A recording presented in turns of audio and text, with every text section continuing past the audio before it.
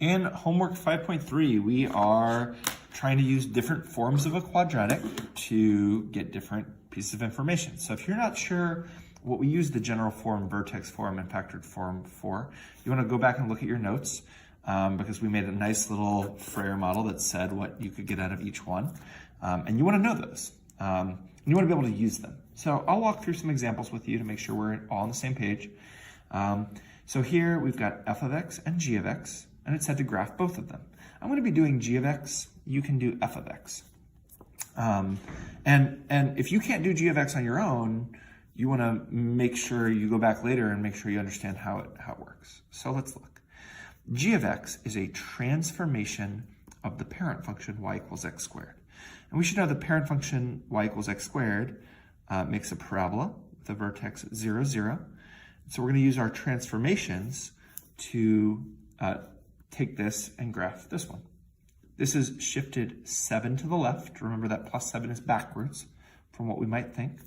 It's shifted 8 units up. And it gets reflected across the x-axis, so it'll be opening down instead of up, and vertically stretched by a factor of 2. So 1 squared is 1, times 2 is 4.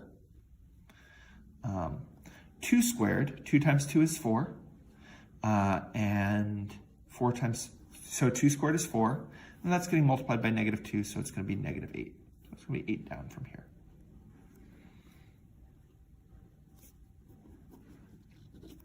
Okay. All right, so we want to rewrite f of x in general form, or we're going to rewrite g of x. So I'm going to put g of x equals, and we're going to do PEMDAS. X is getting added by 7, but we can't do anything with that.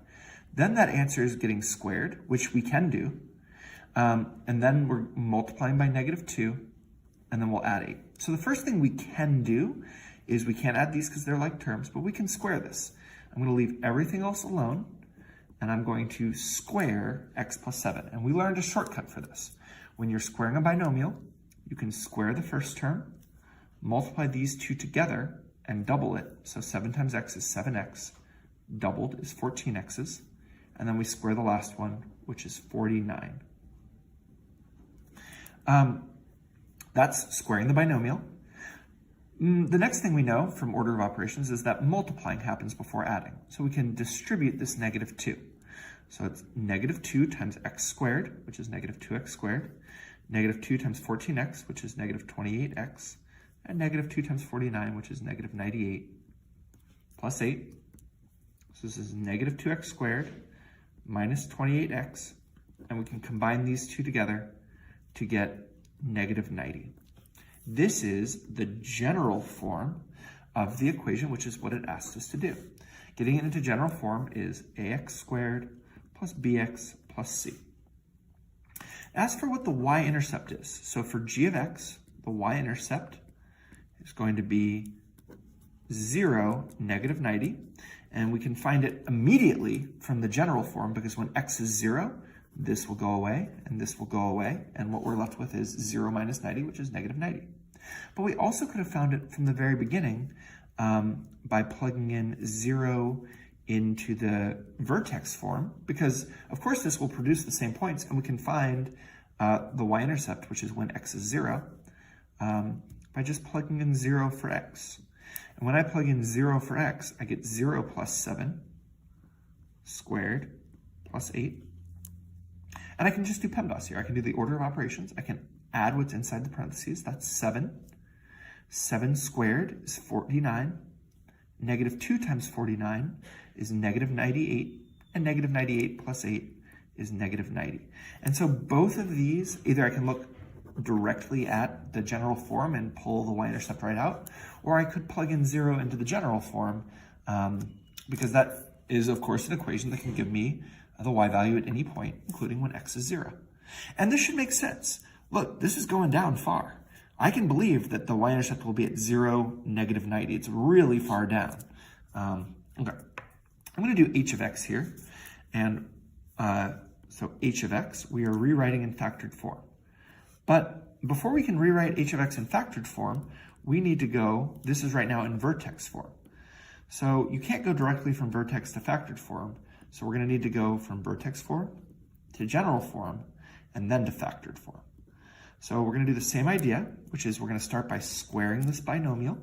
So we square the first one. This is our shortcut trick. We multiply these two together and double it.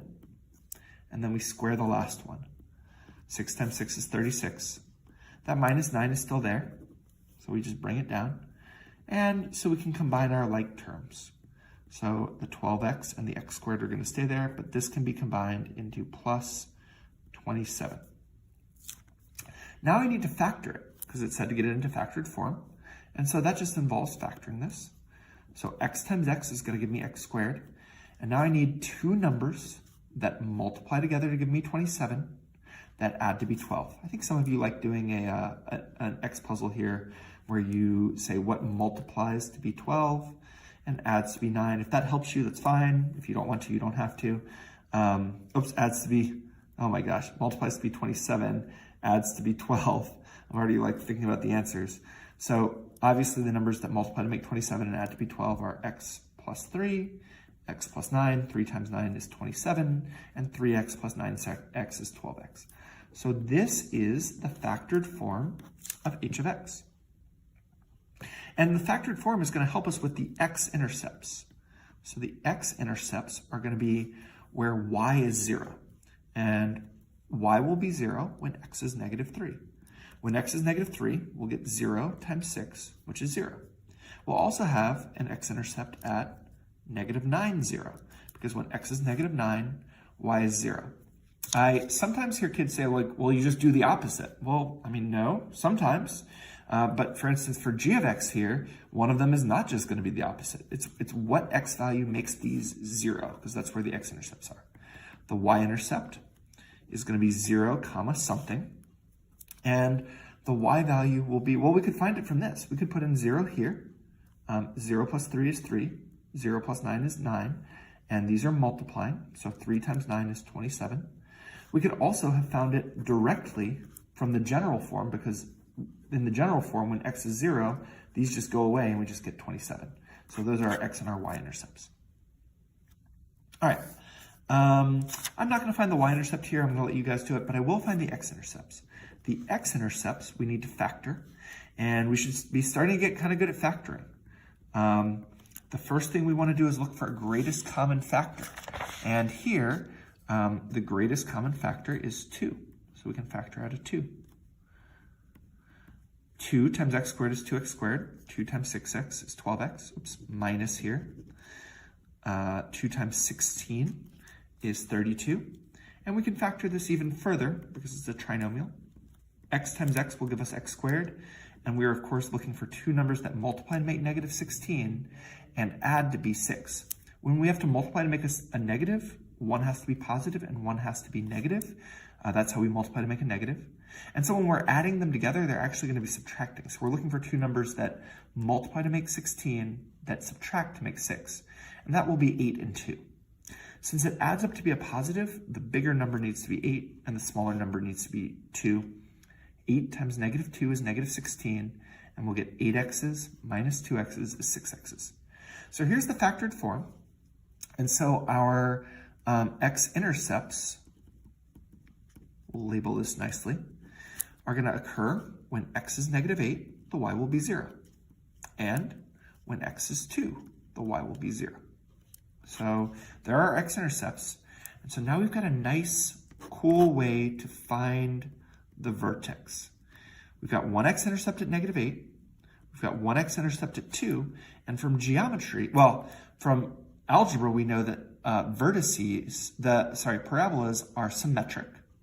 And so if the x-intercepts are the same height, then the axis of symmetry has to be halfway in between them. We can either count in, until we reach each other, or we can use the midpoint formula for geometry, which is that we add these two together and divide by 2. So if we add negative 8 plus 2 and divide it by 2, this is taking the average. It's finding the middle of these two. We know that the axis of symmetry will be at x equals negative 3. That's not the vertex. That's just where the vertex will be. We still need to find the vertex, and so we need to find what the actual point is.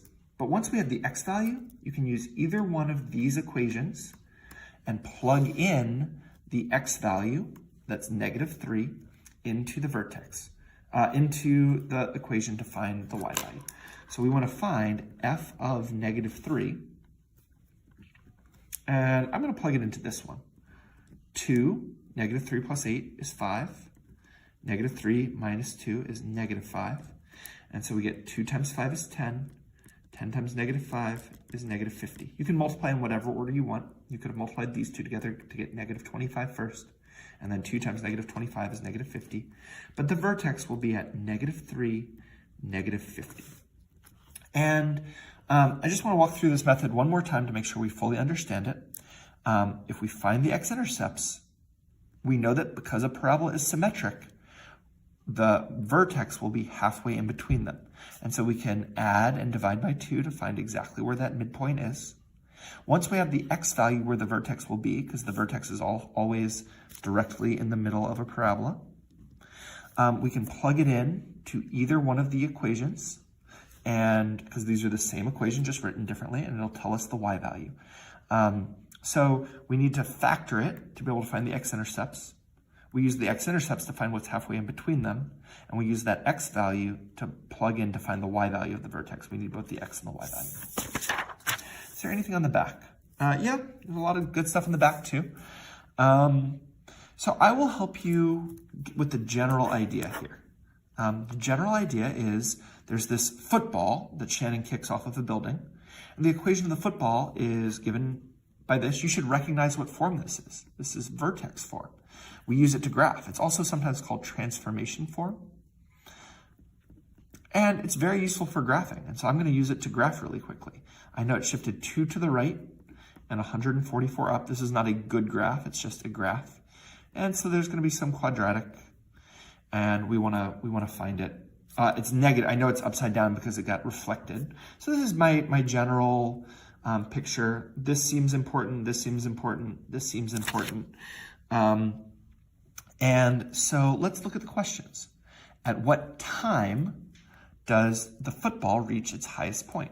Well, where is its highest point on the graph? Well, that's the vertex. So we're going to need to find the vertex. What's the quadratic form that's needed? Well, to find the vertex, we already found it because we already had the form. This was vertex form. And so the question, let's make sure we're actually answering the question. What is the time it reaches its highest point? The time is not how high it gets. It's time equals 2. And let's see, what's the units? T is measured in seconds. So 2 seconds from when he kicks it is its highest point. And that should make sense. Like you kick the ball, a couple seconds later, it's at its highest point, and then it starts coming back down. All right. What is the height of the building? Well, what building are we talking about? Let's read this again. Shannon kicks a football off the building. So that's the only time the building is mentioned, is when he kicks it off the building.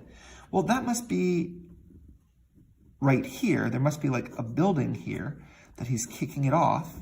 And so the height of the building is going to be whatever the y-intercept is. So think to yourself, how can you find the y-intercept, what form you can use, and answer. When does the football hit the ground? Well, the football hits the ground, goes up in the air, comes back down, and hits the ground. That's going to be the x-intercept. So think to yourself, what form do you need to be able to find the x-intercept? And then take this equation, put it in that form, that's what we were doing on the front side, and use it to answer your question. Okay? Notice this is when, so your answer should be t equals something. This is what is the height, so your answer should be in feet. Okay. I think I have time, maybe, to finish this last one off. It gives us a point. It tells us this is exactly at 1, 5. It tells us there is a vertex at 2, -4.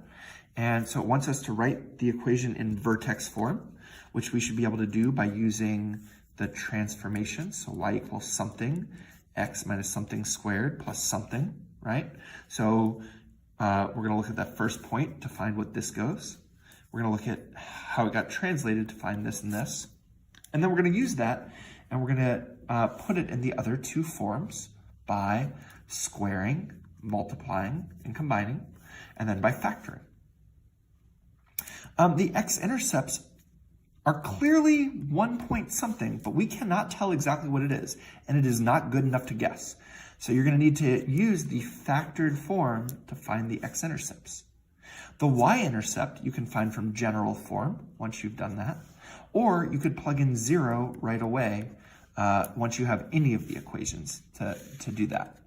So I hope this helps. If you need more help, obviously come get it in tutoring. Good luck.